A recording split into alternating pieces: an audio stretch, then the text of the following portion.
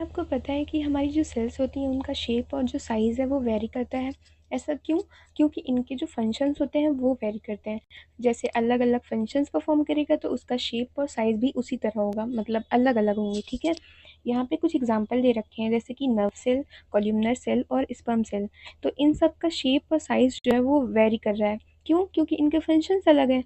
जैसे कि nerve cell होता है उसका काम है सिग्नल्स को ट्रांसमिट करना, कोल्यूमिनर सेल जो है उसका काम है सिक्रीशन और एब्जॉर्प्शन करना। स्पर्म सेल जो होता है उसका काम है मोटिलिटी में हेल्प करना, ठीक। तो इन सब के जो फंक्शंस हैं वो अलग हैं, इसलिए इनका साइज़ भी वेरी कर रहा है।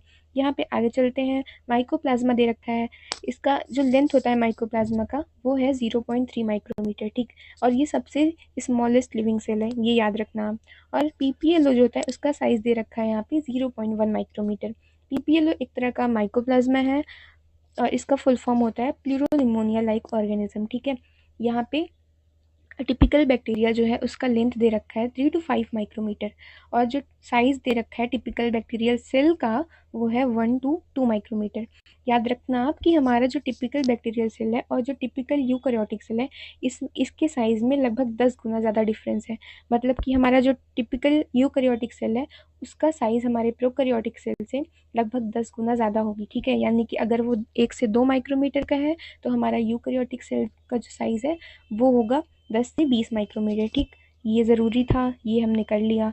और फिर यहाँ पे वायरस दे रखा है। अच्छा याद रखना आपकी जो हमारा वायरस होता है वो सेल नहीं है, ये बायोलॉजिकल क्लासिफिकेशन वाला जो चैप्टर है उसमें लास्ट में दे रखा है, बट अभी मैंने उसको पढ़ाया नहीं है, बट ठीक है। वायरस जो होता है उसका साइज़ दे रखा है 0.02 से 0.2 माइक्रोमीटर, ठीक है। और ये सेल नहीं है, याद रखना।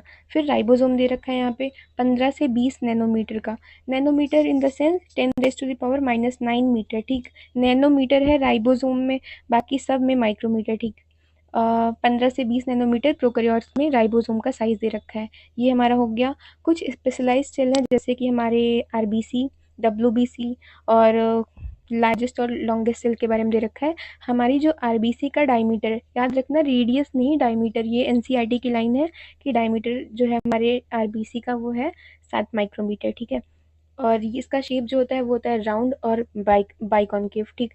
और जो हमारा डब्ल्यूबीसी होता है उसका शेप जो है वो है एमीबाइट शेप। हमारा लार्जेस्ट आइसोलेटेड सेल जो है वो है ऑस्ट्रिच एग का और लॉन्गेस्ट सेल जो है वो नर्व सेल का, जो मैंने अभी आपको बता दिया। फिर आगे चलते हैं। यहाँ पे हमारी प्लांट के अंदर कुछ सेल्स प्रेजेंट होती है उसका दे रखा है।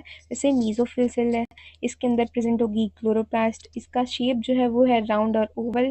ट्रैकीड जो है वो इलोंगेटेड होगी, डेड होगी, मतलब कि कोई न्यूक्लियस प्रेजेंट